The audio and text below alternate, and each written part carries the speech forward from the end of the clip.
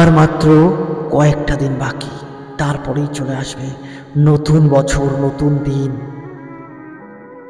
আমরা সবাই অনেক কিছু ভাবনা চিন্তা করছি, আকাশ পাতাল ভাবছি, কি করব, কি পরিকল্পনা করব।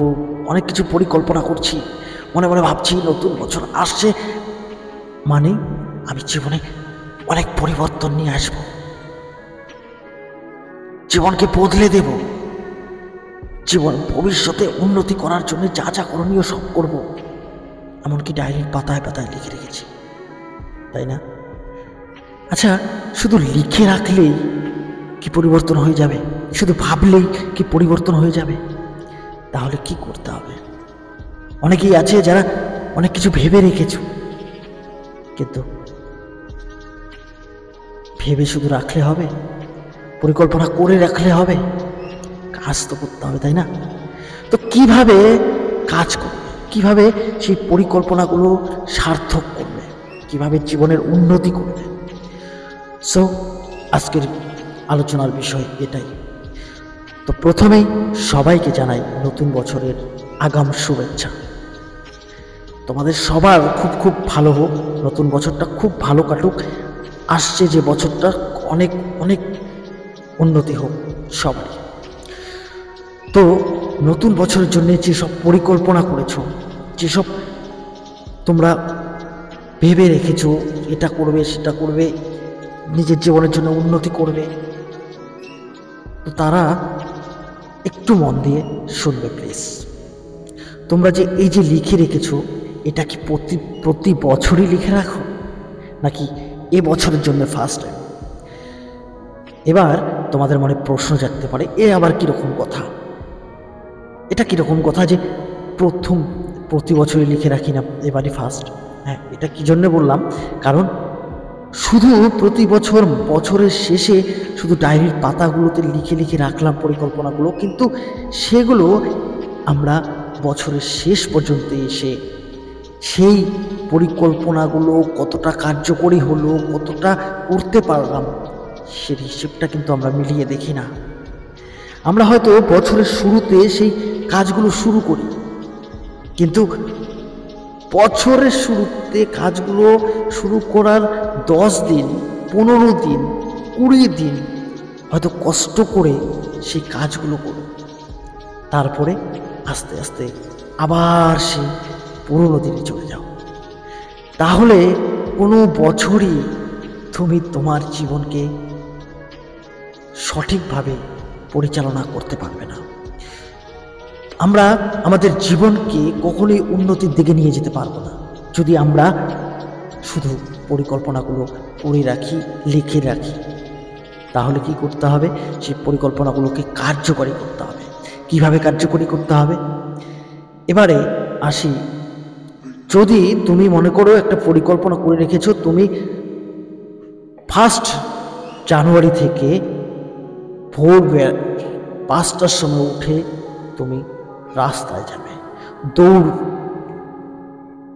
দৌড়াবে বা জিমে যাবে বা যোগায় যাবে, যে কোনো কিছু একটা করবে, তো তুমি ভেবে রেখেছো, বেশ ভালো। সেই অভ্যাসটা তুমি শুরু করে দিলে 1 জানুয়ারি থেকে, কিন্তু দেখা গেল 15 দিন পরে আর হলো না। এটা কখনোই করবে না। অভ্যাসটাকে কাজে লাগিয়ে যাও। যেটা শুরু করেছো সেটা কাজ করতেই থাকো তুমি।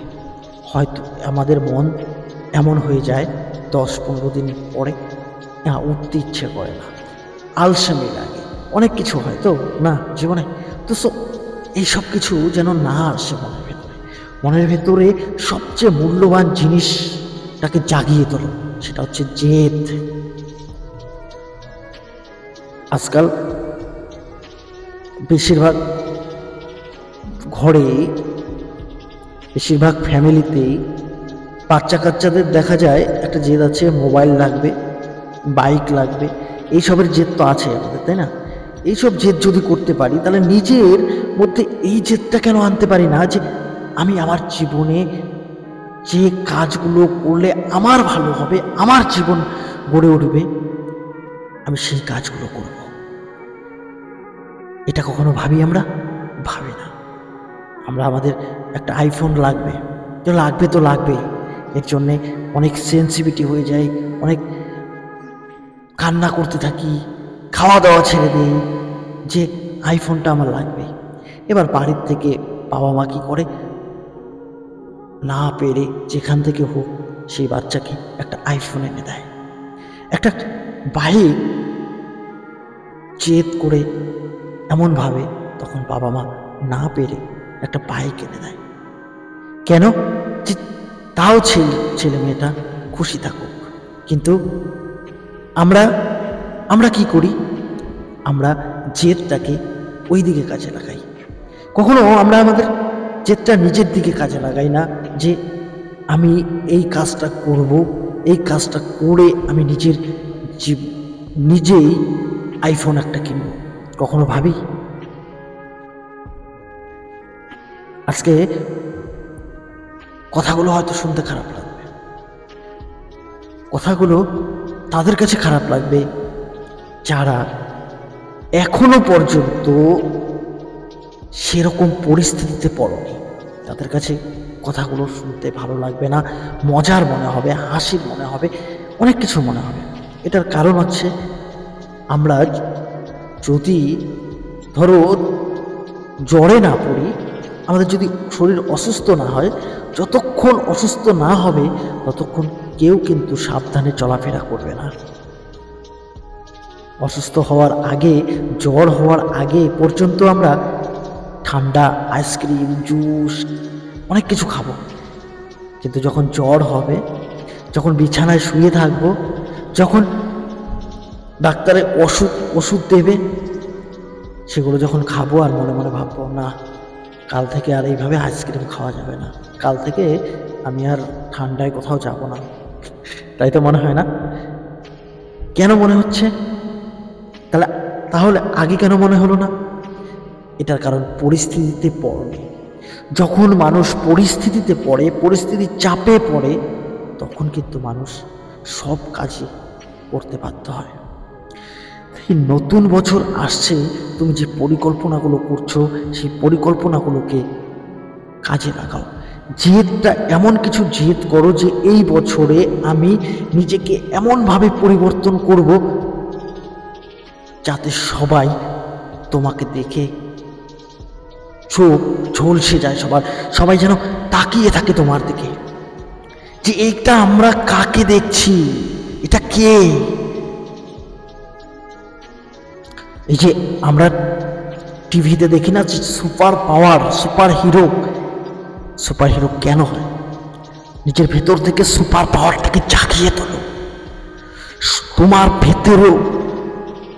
তোমার ভিতরেও সুপার পাওয়ার আছে ভাই, তোমার ভিতরেও সুপার পাওয়ার আছে। তুমি কি ভাবছো যে একটা মানুষ, তোমার পাশে একটা বন্ধু অনেক কিছু করে ফেলেছে, তুমি পারবে না, তোমার দ্বারা সম্ভব নয়, তুমি এটা দেখছো, ওটা দেখছো, অনেক কিছু অজুহাত খুঁজছো যে ওর এগুলো আছে, তোমার এগুলো নেই। ভুল, তোমার কাছেও আছে, কিন্তু তোমার সেটাকে জাগিয়ে তুলতে হবে। নিজের মনের ভেতরে জেদটা আনতে হবে যে আমিও পারবো, সে যদি পারে আমিও কাজটা করতে পারবো, এরকম জেদ আনতে হবে। তাহলে তুমি পারবে। বছরের শেষে গিয়ে দেখবে, হ্যাঁ, তুমিও তোমার জীবনকে বদলাতে পেরেছো।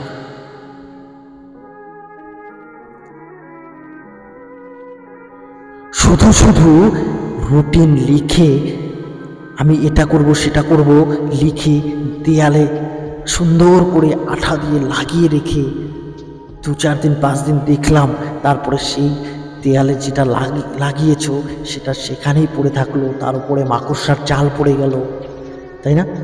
এটাতে কোনো লাভ নেই। যদি করতে হয় করার মতো করো, না হলে সেখান থেকে বেরিয়ে যাও। যদি করতে হয় করার মতো করো, জীবনকে যদি করতে হয় করার মতো করো। একটা কথা ভেবে দেখেছো কি? মনে করো তুমি ভাবো, তোমার পুরনো বছরের প্রথম থেকে ভাবো, পুরনো বছরের প্রথম দিকে কিছু মানুষ তোমার সাথে এতটা গভীরভাবে মিশেছে, তোমাকে এতটা আপন করে নিয়েছিল, তোমাকে এতটা ভালোবেসেছিল, যারা তোমাকে বলেছিল তারা কখনো তোমাকে ভুলবে না, তোমার মতো একটা মানুষ হয় না, তোমাকে আপন করে কাছে রেখেছে, সবসময় তোমার কাছেই থাকতে চায়, তোমাকে ছাড়া সে বাঁচতে পারবে না, বাবু সোনা কত কিছু বলেছিল। আচ্ছা, একটা বার ভেবে দেখো তো, সেই মানুষগুলো ঠিক একইভাবে এই বছরের শেষে তোমার সাথে আছে নাকি? আমি গ্যারান্টি দিয়ে বলতে পারি যে প্রত্যেকটা মানুষ ঠিক একইভাবে তোমার সাথে বছরের শেষে নেই। তুমি গভীরভাবে ভেবে দেখো, প্রতিটা মানুষ নেই, আর যারা আছে সত্যি তারা তোমাকে খুব ভালোবাসে, তোমার পাশে থাকে এবং তোমার খেয়াল রাখে, আর তারা তোমার খুব কাছের মানুষ। সব মানুষ তোমাকে কাছের ভাবেনি, তোমাকে ভালোবাসেনি, তারা জাস্ট ইউজ করেছে। তো বছরের শেষে সেই সব মানুষদেরকে একটু ছেটে ঝেড়ে ফেলে দাও। কথাটা শুনতে খারাপ লাগে। আমরা দেখো, আমাদের তো গ্রামের বাড়ি, আমরা যখন এই বর্ষাকাল আসে, বর্ষাকাল আসার আগে ঠিক আগে আমরা গাছের যখন পাতা পড়তে থাকে, পুরনো পাতাগুলো, তখন ঠিক সেই মুহূর্তে আমরা গাছের ডালগুলো ঝেড়ে ফেলে দিই। আবার গাছগুলো সেই ডাল থেকে কি হয়, নতুন নতুন পাতা সৃষ্টি হতে থাকে, অনেক ঝাপড়া হয়ে পাতা হতে থাকে। এসব কেন হয়? ওই যে আমরা ডালগুলো ছেটে দিয়েছি না, তার ফলে কি হলো, বৃষ্টি হলো, এবার আবার নতুন করে গাছটা সুন্দর করে নিজের বেশে ধারণ করলো। তো ঠিক সেইভাবে তোমার জীবনে যারা তোমাকে এই রকম ইউজ করেছে, যারা তোমাকে অপমান করেছে, যারা তোমাকে এই বছরে তোমার সাথে খারাপ ব্যবহার করেছে, তোমার সাথে হিংসা করেছে, তাদেরকে একটু ছেঁটে ফেলো গাছের ডালের মতো, একটু সরিয়ে দাও, নিজেকে একটু সরিয়ে নাও। দেখবে তুমি আস্তে আস্তে নিজেকে পরিবর্তন করতে পারবে।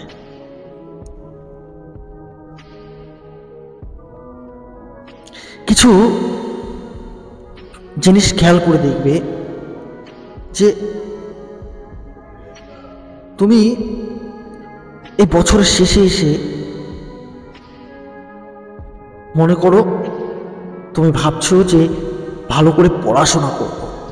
আমি বছরের শুরুতে শুরু করলাম, 7 দিন পরে বন্ধ করে দিলাম, এতে কোনো লাভ নেই।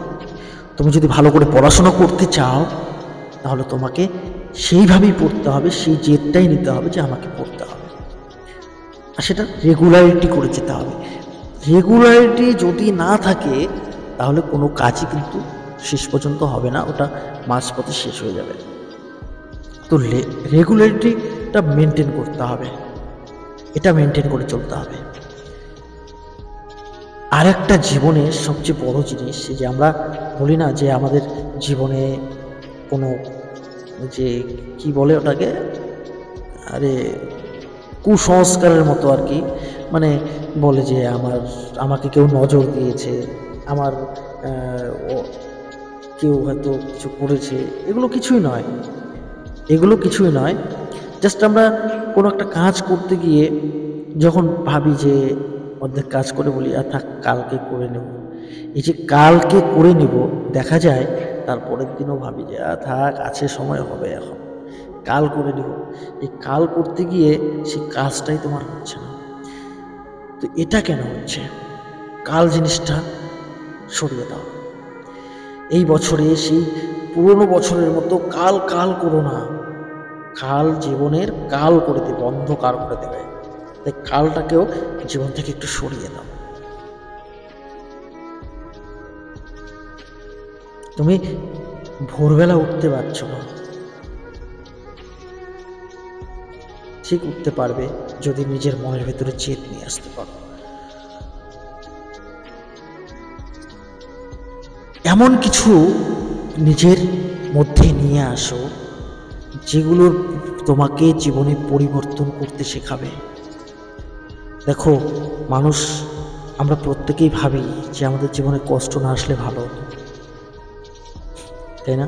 সেটা তো সবাই চায়, কিন্তু এই কষ্টটা না আসলেও তুমি কিছু শিখতে পারবে না। কষ্ট আসলেই তুমি অনেক কিছু শিখতে পারবে, জানতে পারবে, বুঝতে পারবে। তোমার কাছে ধরো অনেক টাকা আছে, তুমি কিন্তু টাকার অভাবটা বুঝবে না। আর যখন তোমার কাছে টাকা না থাকবে, তুমি কিন্তু টাকার অভাবটা বুঝতে পারবে। প্রত্যেকটা জিনিসই যখন থাকে তখন আমরা সেটার মর্ম বুঝি না, যখন না থাকে তখন সেটার অনেক গুরুত্ব বুঝতে পারি, মর্ম বুঝতে পারি। তাই যারা তোমাকে গুরুত্ব দিচ্ছে না, সেখান থেকে সরে আসো এই নতুন বছরে। কারণ তাদেরকে বুঝতে দাও যে তোমার গুরুত্বটা কতটা, বুঝতে দেওয়া উচিত।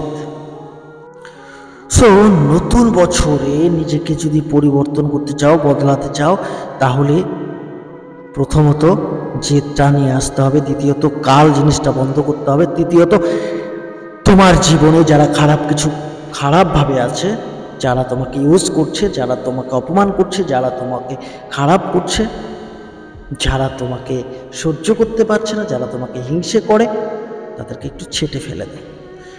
এই সমস্ত কাজ করতে থাকো এবং আস্তে আস্তে নিজের অভ্যাসগুলোকে পরিবর্তন করতে থাকো, আরও অভ্যাসগুলোকে উন্নতির দিকে নিয়ে যেতে থাকো। তাহলেই দেখবে নিজের পরিবর্তন হয়ে যাবে, নিজে বদলে যাবে আস্তে আস্তে। ঠিক আছে, আরও অনেক উন্নতি হবে।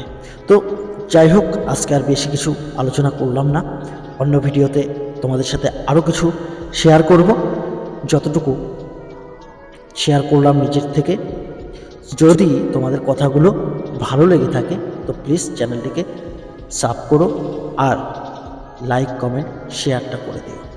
ঠিক আছে, সবাই ভালো থাকবে, সুস্থ থাকবে, আর আগাম নতুন বছরের জন্য অনেক অনেক শুভকামনা রইল সকলের জন্য।